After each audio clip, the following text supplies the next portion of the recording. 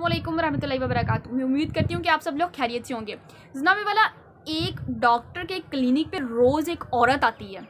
बात बड़ी ध्यान से सुनिएगा कि एक डॉक्टर के क्लिनिक पे रोज़ एक औरत आती है, लेकिन चेकअप नहीं करवाती। बगैर चेकअप करवाए वहाँ 1-1.5 घंटा स्पेंड करती है और चली जाती है।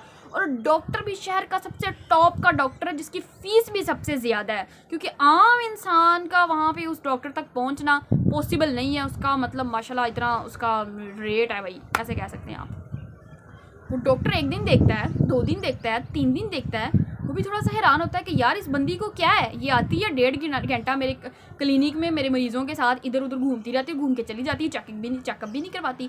वो चीज़, ये जो चीज़ होती है डॉक्टर की नोटिस में आ जाती है।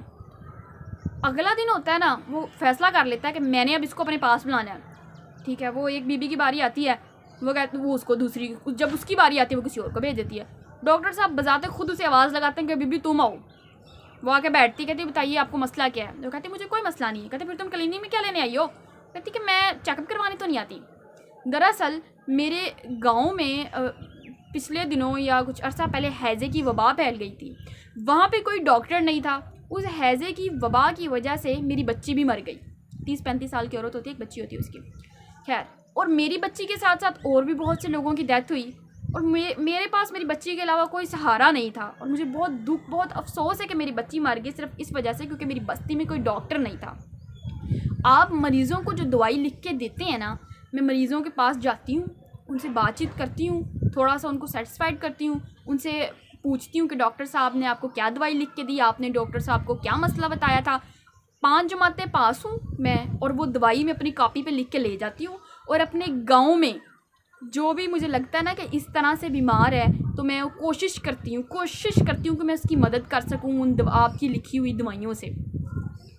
डॉक्टर कहता है ना कि गुरूर मुतकब्बर इंसान होता है। कहता मतलब अब तुम क्या चाहती हो कि मैं अब ये तो गवर्नमेंट का काम है ना कि तुम्हारे इलाके में, तुम्हारी कच्ची बस्ती में डॉक्टर प्रोवाइड करे, तुम यहाँ पे खबरदार ना आया करो, मेरे मरीज़ों को तंग करती हो। वो ये सब कहता है डॉक्टर को और उसे गुस्से से बाहर निकाल देता है।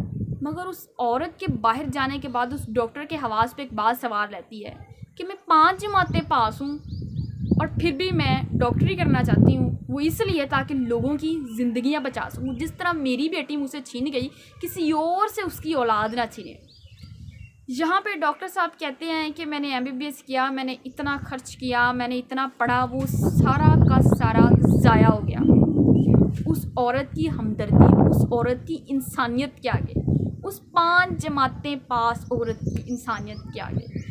लिहाजा इंसानियत का कोई मज़हब नहीं होता, उसको किसी तालीम की ज़रूरत नहीं होती। इंसानियत के लिए, इस जज्बे के लिए बस दर्द दिल का होना ही काफ़ी होता है। आज के लिए इतना ही। मैं उम्मीद करती हूँ कि आपकी वीडियो पसंद आई होगी। खुदा हाफिज़।